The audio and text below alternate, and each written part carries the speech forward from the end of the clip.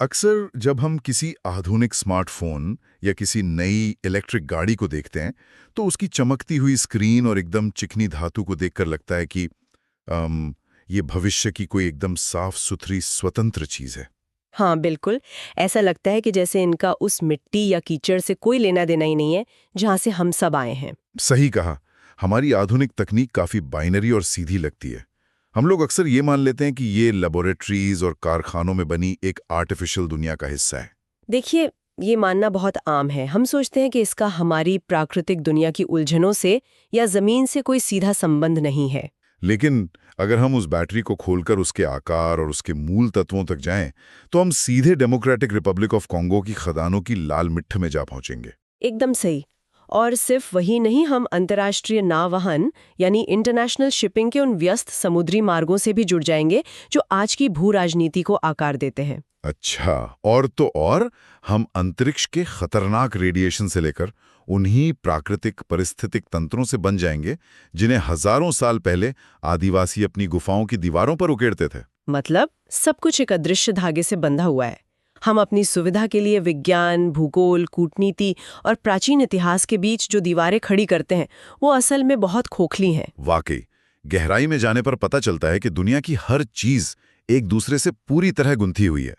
और इसी गुंथे हुए जाले को सुलझाने के लिए इस दैनिक यूपीएससी करंट अफेयर्स के गहन विश्लेषण में सभी उम्मीदवारों का बहुत बहुत स्वागत है। स्वागत है सभी एस्पिरेंट्स का। आज 14 मार्च 2026 भाग 1 का सत्र है।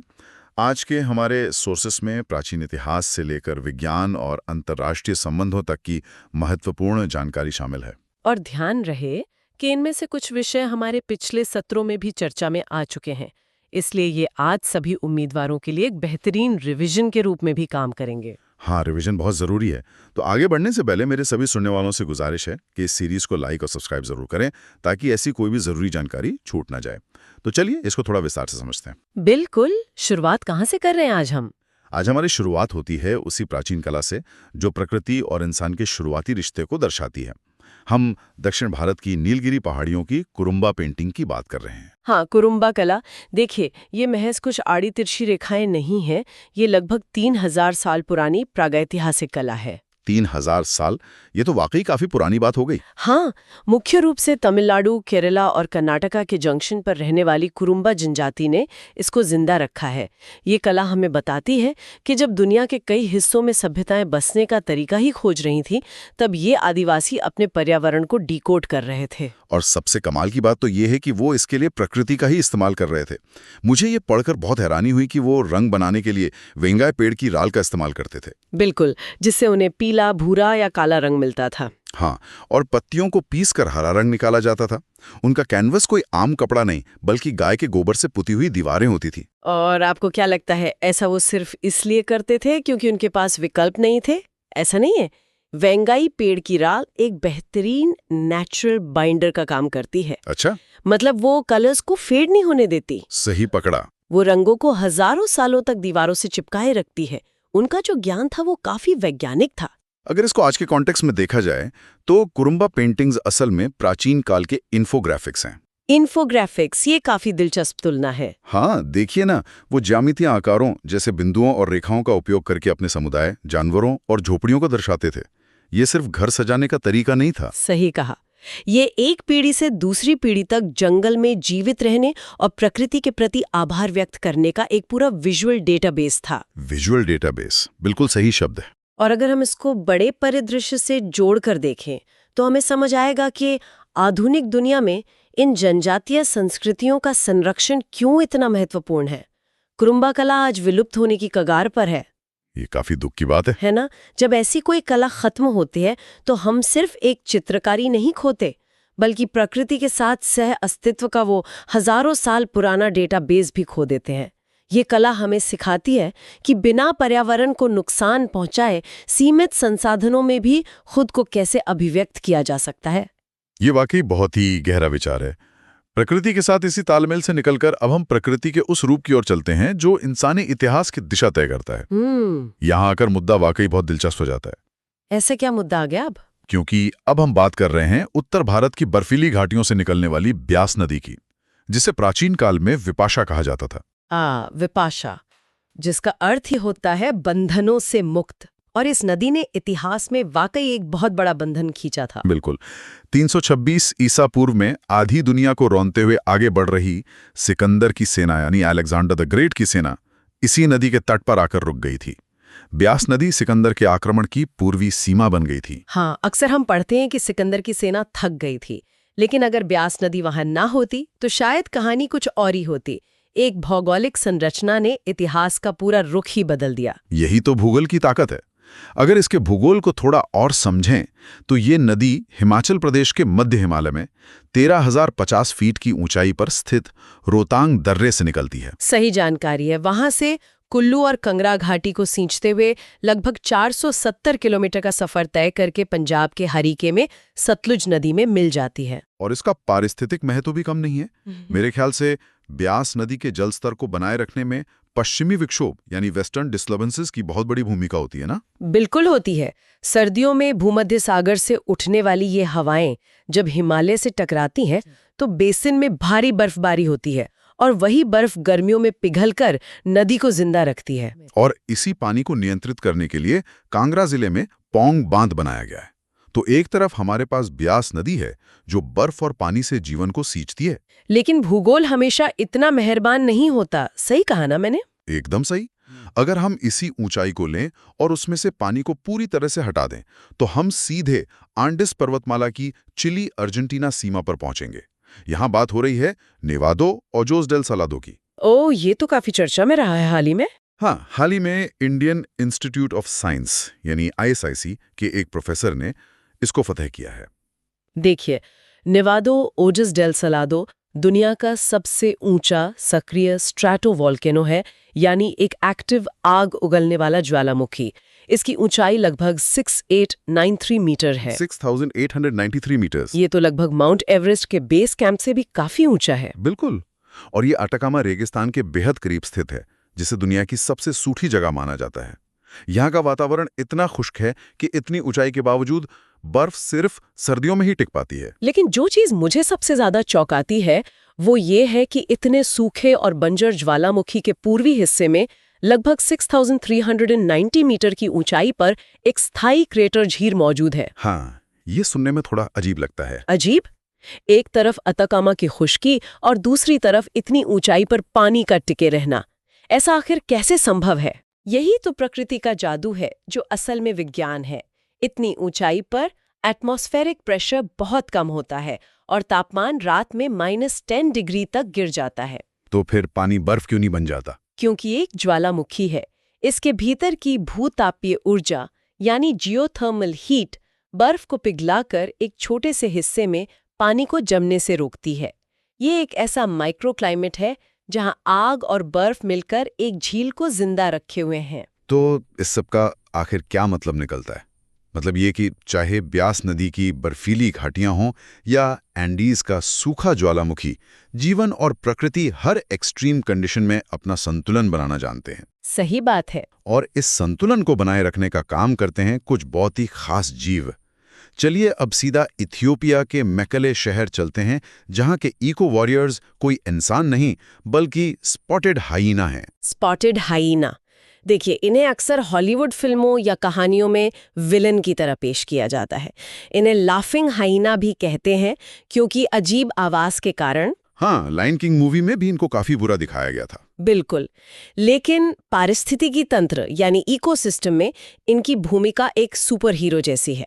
अगर हम मैकले शहर की बात करें तो वहाँ ये हाइना एक प्राकृतिक कचरा प्रबंधन सिस्टम की तरह काम कर रहे हैं। Natural waste management. बिल्कुल। रात होते ही ये शहर में आते हैं और सड़कों पर पड़ा हुआ सारा जैविक कचरा, हड्डियों के टुकड़े और मरे हुए जानवर खा जाते हैं। और इनकी पचान शक्ति इतनी मजबूत होती है कि ये हड्डियों तक को पचा लेते हैं। इसकी वजह से शहर में बीमारियां और महामारियां नहीं फैलती। ये एक बहुत बड़ा पब्लिक हेल्थ सर्विस दे रहे हैं वहाँ। ये तो वाकई हैरान करने वाली बात है। और इनकी सामाजिक संरचना भी उतनी ही दिलचस्प है। यहाँ जो सबसे रोचक बात है वो ये कि इनका समाज पूरी तरह से मातृसत्तात्मक होता है। मातृसत्तात्मक मतलब मैट्रियार्कल? हाँ, कुनबे की सबसे शक्तिशाली मादा, जिसे अल्फा फीमेल कहते हैं, वही पूरे क्लैन का नेतृत्व करती है और विकासावाद यानी एवोल्यूशन के नजरिए से देखें तो स्तनधारियों में यानी मैमल्स में ये इकलौती ऐसी प्रजाति है जहां मादाओं में स्यूडोपीनस पाया जाता है। विद स्यूडोपीनस, ये असल में काम कैसे करता है और इसकी जरूरत आखिर पड़ी क्यों? ये एक बहुत ही जटिल हार्मोनल प्रक्रिया का नतीजा है। गर्भ के अंदर ही हाइना के भ्रूण को बहुत हाई लेवल के टेस्टोस्टेरोन का सामना करना पड़ता है। अच्छा, तो हार्मोन्स का असर पहले से ही शुरू हो जाता है? बिल्कुल। इसकी वजह से मादाओं का शरीर नर हाइना से भी बड़ा और ज्यादा आक्रामक हो जाता है। ये सूडोपीनिस असल में बढ़ा हुआ क्लिटोरिस होता है, जिससे वो पेशाब भी करती हैं और बच्चों को जन्म भी लेती हैं। ये तो प्रकृति का एक अजीब ही रूप है। पर इस आक्रामकता का फायदा क्या है? फायदा ये है कि ये आक्रामकता उन्हें अपने बच्चों को दूसरे शिकारियों और यहाँ तक कि नर हाइना से बचाने में मदद करती है। उनका सर्वाइवल रेट बढ़ जाता है। ओह, अब समझ आया। और शायद इसी वजह से IUCN की रेड लिस्ट में इनकी आबादी स्थिर है और इन्हें लीस्ट कंसर्न श्रेणी में रखा गया है। सही फरमाया, जिसका मतलब है कि फिलहाल इनके विलुप्त होने का कोई खतरा नहीं है। जहां हाइना इतने बड़े स्तर पर शहरों के सफाई कर रहे हैं, वहीं सूक्ष्म स्तर पर कुछ अन्य जीव हमारी कृषि व्यवस्था को बचा रहे हैं। हाल ही में असम के नाहरतोली चाय बागान में चेलोनस महादेव नाम की एक नई दुर्लभ परजीवी ततैया यानी पैरासिटिक वॉस्प खोजी गई है। हाँ, ये ततैया आकार में भले ही बहुत छोटी हो, लेकिन चाय बागानों के लिए इसका आर्थिक महत्व बहुत बड़ा है। वो कैसे? देखिए, असम के चाय बागानों में पतंगे और उनके लार्वे फसलों को काफी भारी नुकसान पहुंचाते हैं। आमतौर पर किसान रासायनिक कीटनाशक डालते हैं, जो कि मिट्टी और पर्यावरण दोनों को खराब करते हैं ना? बिल्कुल। और यहीं पर ये छोटी सी ततैया एक प्राकृतिक समाधान बनकर आती है, एक नेचुरल पेस्ट कंट्रोल। मैंने सोर्स में पढ़ा कि ये ततैया कीटों के अंडों के अंदर अपने अंडे देती हैं। ये तो बिल्कुल किसी माइक्रोस्कोपिक हिटमैन की तरह है। ये मैकेनिज्म आखिर काम कैसे करता है? मतलब क्या होस्ट कीट का शरीर इसका विरोध नहीं करता? यही तो इसकी सबसे बड़ी खासियत है। इसे विज्ञान में एग लार्वल पैरासिटॉइड कहा जाता है। ये ततैया किसी ट्रोजन हॉर्स की तरह होस्ट पतंगे के अंडे के अंदर अपना अंडा डाल देती है। अच्छा। और सिर्फ अंडा ही नहीं, उसके साथ साथ वो एक खास तरह का वायरस भी इंजेक्ट करती है, जो उस पतंगे के इम्यून सिस्टम को एकदम सुला देता है, ताकि पतंगे का शरीर उस अंडे को रिजेक्ट ना करे। ओह वाह, ये तो बायोलॉजिकल वॉरफेयर हो गया। बिल्कुल। जब ततैया का लार्वा बाहर आता है तो वो पतंगे के कैटरपिलर को अंदर ही अंदर खाना शुरू कर देता है। अंततः कीट मर जाता है और चाय की फसल बच जाती है। ये एक बेहतरीन बिना रसायन वाला कीट नियंत्रण है। कमाल है। प्रकृति की हर चीज का अपना एक सूक्ष्म विज्ञान है। अब जब हम सूक्ष्म विज्ञान यानी माइक्रोस्कोपिक बायोलॉजी की बात कर ही रहे हैं, तो चलिए अपने शरीर के अंदर चलते हैं। चलिए। आजकल फिटनेस की दुनिया में एक शब्द बहुत गूंज रहा है, पेप्टाइड्स। ये क्या होते हैं आखिर? पेप्टाइड्स असल में अमीनो एसिड्स की छोटी श्रृंखलाएं होती हैं। अमीनो एसिड्स हमारे जीवन के बिल्डिंग ब्लॉक्स हैं। कुल 20 प्रकार के अमीनो एसिड्स होते हैं। और उनमें से 9 एसेंशियल होते हैं ना, जैसे हिस्टिडीन और ल्यूसीन। सही कहा। इन्हें एसेंशियल इसलिए कहा जाता है क्योंकि हमारा शरीर इन्हें खुद नहीं बना सकता। हमें इन्हें अपने भोजन से ही लेना पड़ता है। तो फिर एक सवाल आता है दिमाग में, प्रोटीन और पेप्टाइड्स में क्या अंतर है? दोनों तो अमीनो एसिड से ही बनते हैं ना? अंतर उनके आकार और जटिलता का है, यानी साइज और कॉम्प्लेक्सिटी। अगर 50 से कम अमीनो एसिड्स एक साथ जुड़े हों तो उसे पेप्टाइड कहते हैं, पर अगर 50 से ज्यादा हों और वो एक कॉम्प्लेक्स 3D स्ट्रक्चर में मुड़े हों तो उसे प्रोटीन कहते हैं। समझ गया। लेकिन यहाँ एक चुनौती भरा सवाल है मेरे पास। पूछिए। अगर हमारा शरीर खुद पेप्टाइड्स बनाता है और हम भोजन से जरूरी अमीनो एसिड्स ले ही रहे हैं, तो लोग बाहर से सिंथेटिक पेप्टाइड सप्लीमेंट्स क्यों ले रहे हैं? इसकी इतनी चर्चा क्यों हो रही है आजकल? बहुत अच्छा सवाल है। देखिए, क्योंकि पेप्टाइड्स शरीर में सिर्फ निर्माण का काम नहीं करते, वो मैसेंजर यानी संदेशवाहक का काम भी करते हैं। संदेशवाहक? कैसा संदेश? वो कोशिकाओं को यानी सेल्स को संकेत देते हैं कि सूजन कम करो या कोलेजन बनाओ या मांसपेशियों की मरम्मत करो। अच्छा, तो वो एक तरह के कमांड्स सिग्नल्स देते हैं। हाँ, बिल्कुल। और जैसे जैसे हमारी उम्र बढ़ती है या हम किसी बीमारी का शिकार होते हैं, हमारा शरीर इन नेचुरल संदेशवाहकों का उत्पादन कम कर देता है। अब समझ आया। इसीलिए एंटी एजिंग और क्लिनिकल रिकवरी में बाहरी पेप्टाइड्स का इस्तेमाल इतनी तेजी से बढ़ रहा है। सही पकड़ा आपने। ये हमारे शरीर के आंतरिक रक्षक और संचालक हैं। और इससे एक बहुत जरूरी सवाल खड़ा होता है। कैसा सवाल? अंतरिक्ष के मौसम का। देखिए, जिस तरह शरीर के भीतर एक रक्षा प्रणाली है, उसी तरह हमारी पृथ्वी के चारों ओर एक विशाल चुंबकीय रक्षा प्रणाली है, जिसे वैन एलन रेडिएशन बेल्ट कहा जाता है। हाँ, ये बेल्ट हमें ब्रह्मांडीय विकिरण यानी कॉस्मिक रेडिएशन और सूरज से आने वाले खतरनाक सौर तूफानों से बचाती है। बिल्कुल बचाती है। और इसी का अध्ययन करने के लिए नासा ने 2012 में वैन एलन प्रोब ए और प्रोब बी नाम के 2 सैटेलाइट लॉन्च किए थे। सही कहा। और हाल ही के करंट अफेयर्स की खबर ये है कि लगभग 600 किलो का प्रोब ए पृथ्वी पर वापस गिर रहा है। हाँ, इन प्रोब्स ने 2019 तक अभूतपूर्व डेटा इकट्ठा किया है। वैन एलन बेल्ट असल में डोनट के आकार के चुंबकीय छल्ले हैं जो हाई एनर्जी कणों को फंसा कर रखते हैं। लेकिन नासा ने 2 उपग्रह क्यों भेजे थे? एक से काम नहीं चलता क्या? 2 इसलिए भेजे ताकि वो एक ही कक्षा में यानी सेम ऑर्बिट में एक दूसरे के पीछे उड़ सकें। जब पहला उपग्रह किसी चुंबकीय लहर को मापता, तो दूसरा उपग्रह कुछ मिनट बाद उसी जगह से गुजरकर ये कंफर्म करता कि वो लहर आगे बढ़ रही है या वहीं स्थिर है। वाह, ये जानना काफी जरूरी था, क्योंकि अगर कोई शक्तिशाली सौर तूफान इस बेल्ट को पार कर जाए तो वो अंतरिक्ष में हमारे जीपीएस सैटेलाइट्स को पूरी तरह फ्राई कर सकता है। और सिर्फ सैटेलाइट्स ही नहीं, धरती पर पावर ग्रिड्स को भी पूरी तरह ठप कर सकता है। नासा का ये मिशन इसलिए समाप्त हुआ क्योंकि 7 साल बाद उपग्रहों का ईंधन यानी फ्यूल खत्म हो गया। और इसकी वजह से वो अपने सोलर पैनल्स को सूरज की दिशा में मोड़ने में असमर्थ हो गए, है ना? एकदम सही। और यहाँ एक बहुत दिलचस्प जुड़ाव देखने को मिलता है। अंतरिक्ष में सैटेलाइट भेजना हो या पृथ्वी पर फॉसिल फ्यूल्स को छोड़कर हरित ऊर्जा यानी ग्रीन एनर्जी की तरफ बढ़ना हो, हमें हाई कैपेसिटी बैटरीज चाहिए ही चाहिए। और यहीं से हम आज के अंतिम और सबसे महत्वपूर्ण विषय पर आते हैं: संसाधन, राजनीति और प्रशासन। आधुनिक तकनीक और बैटरीज के लिए सबसे जरूरी खनिज है कोबाल्ट। कोबाल्ट ये एक चांदी जैसे ग्रे रंग की धातु है जिसका एटॉमिक नंबर 27 है। ये फेरोमैग्नेटिक होती है और इसका main use lithium ion battery के कैथोड्स में होता है। सही। हाँ, और वो इसलिए होता है क्योंकि ये बैटरी को हद से ज्यादा गर्म होने और फटने से रोकता है। बिना कोबाल्ट के आज की इलेक्ट्रिक गाड़ियों की बैटरीज सुरक्षित रूप से काम ही नहीं कर सकती। लेकिन देखिए, इस कोबाल्ट के साथ एक बहुत बड़ा विरोधाभास, पैराडॉक्स जुड़ा हुआ है। हाँ, हम दुनिया को प्रदूषण मुक्त बनाने के लिए ग्रीन एनर्जी की बातें कर रहे हैं। सही बात है। लेकिन दुनिया का 70% से ज्यादा कोबाल्ट सिर्फ एक देश, डेमोक्रेटिक रिपब्लिक ऑफ कॉन्गो यानी डीआरसी से आता है। और वहां की खदानों की जो जमीनी हकीकत है वो बहुत भयावह है। सही कहा आपने। और देखिए, हम यहाँ किसी विशेष राजनीतिक पक्ष की बात नहीं कर रहे हैं, बल्कि स्ट्रिक्टली जमीनी तथ्यों को रिपोर्ट कर रहे हैं। बिल्कुल, फैक्ट्स पर ध्यान देना जरूरी है।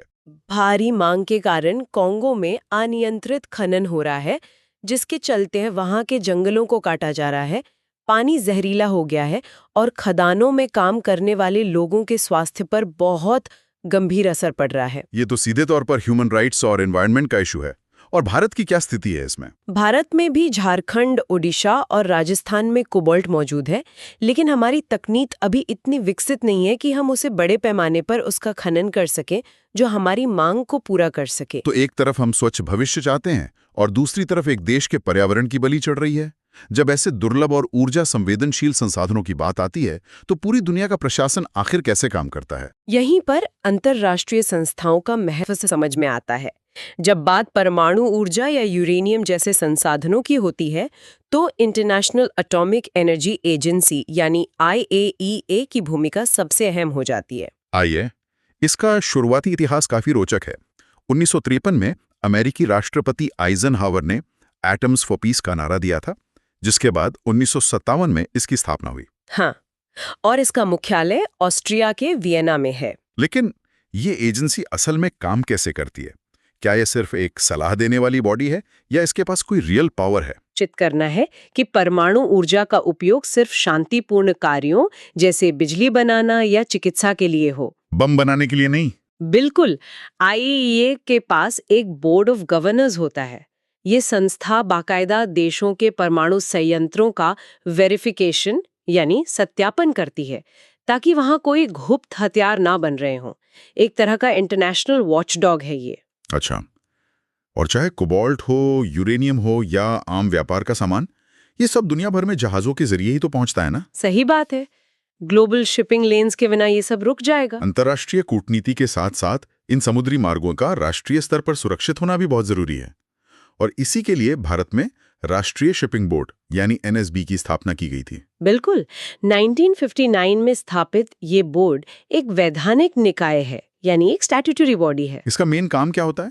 इसका मुख्य काम भारत सरकार को नौवहन, समुद्री व्यापार और बंदरगाहों के विकास पर सही सलाह देना है। अगर हम इसको भारतीय राजव्यवस्था यानी पॉलिटी के नजरिए से देखें तो इसमें एक बहुत खास बात निकल कर आती है। इस बोर्ड में टेक्निकल एक्सपर्ट्स के अलावा संसद के 6 सदस्य भी शामिल होते हैं, 4 लोकसभा से और 2 राज्यसभा से। ऐसा क्यों? ऐसा इसलिए ताकि वाणिज्यिक और व्यापारिक नीतियों में जनता का यानी डेमोक्रेटिक रिप्रेजेंटेशन बना रहे। इनका कार्यकाल 2 साल का होता है। अच्छा, मतलब इलेक्टेड रिप्रेजेंटेटिव्स भी इस डिसीजन मेकिंग का हिस्सा हैं। हाँ, ये सुनिश्चित करता है कि देश की समुद्री नीति सिर्फ कुछ कॉरपोरेट्स या नौकरशाहों यानी ब्यूरोक्रेट्स तक सीमित न रहे, बल्कि उसमें जनप्रतिनिधियों की भी आवाज हो। ये चेक्स एंड बैलेंसेस का एक अच्छा उदाहरण है। तो देखा जाए तो आज हमने सच में एक बहुत लंबी और गहरी यात्रा तय की है। हमने नीलगिरी में कुरुम्बा जनजाति के 3000 साल पुराने प्राकृतिक ज्ञान से शुरुआत की। ऊंचे ज्वालामुखी तक गए, जहां आग और बर्फ एक साथ रहते हैं। हमने ये भी समझा कि कैसे मेकेले शहर के हाइना और असम की वो छोटी सी तटिया हमारी पारिस्थितिकी को टूटने से बचा रहे हैं। हमने पेप्टाइड्स के जरिए शरीर की आंतरिक भाषा को डिकोड किया। और उसके तुरंत बाद हमने वैन एलन प्रोब के जरिए अंतरिक्ष में पृथ्वी की ढाल को समझा। और अंत में हमने कॉन्गो में कोबाल्ट खनन की कड़वी सच्चाई, IAEA के वैश्विक शांति प्रयासों और भारत के राष्ट्रीय शिपिंग बोर्ड के लोकतांत्रिक ढांचे पर नजर डाली। और ये सारी बातें हमें उसी एक निष्कर्ष पर वापस ले आती हैं कि इस दुनिया में कोई भी घटना अलग थलग नहीं है। सब कुछ एक दूसरे से जुड़ा हुआ है। एकदम सही। लेकिन आज के सत्र को समाप्त करने से पहले सभी उम्मीदवारों से मेरी ये रिक्वेस्ट है कि इस गहरे विचार पर थोड़ा मंथन जरूर करें। हम हरित ऊर्जा के नाम पर कोबाल्ट जैसे खनिजों के लिए जो अंधी दौड़ लगा रहे हैं, क्या वो अनजाने में एक नए प्रकार के पारिस्थितिकी साम्राज्यवाद यानी इकोलॉजिकल इंपीरियलिज्म को जन्म दे रही है? ये बहुत बड़ा प्रश्न है। जहां अमीर देश अपनी हवा साफ करने के लिए गरीब देशों के पर्यावरण को नष्ट कर रहे हैं। बिल्कुल। और क्या IAEA या हमारे राष्ट्रीय शिपिंग बोर्ड जैसी संस्थाएं भविष्य में आने वाले इन संसाधन युद्धों, रिसोर्स वॉर्स को रोक पाएंगी? ये सवाल सिर्फ किसी मेंस एग्जाम के लिए नहीं है, बल्कि असल में आने वाली दुनिया के भविष्य की दिशा तय करेगा। इस पर जरूर सोचिएगा। अगली बार जब हम और आप कोई आधुनिक फोन या गाड़ी चार्ज करते हैं तो हमें याद रखना चाहिए कि हम पृथ्वी की गहराई से लेकर अंतरिक्ष की सीमाओं तक फैले एक बहुत बड़े और जटिल जाल का हिस्सा हैं। सभी सुनने वाले उम्मीदवारों को एक बार फिर याद दिला दूं कि इस 14 मार्च 2026 की श्रृंखला के पहले भाग को लाइक और सब्सक्राइब जरूर करें ताकि हमारा ये सफर यूं ही चलता रहे। कल के भाग में मिलते हैं। पढ़ते रहिए और हमेशा गहराई से सोचते रहिए।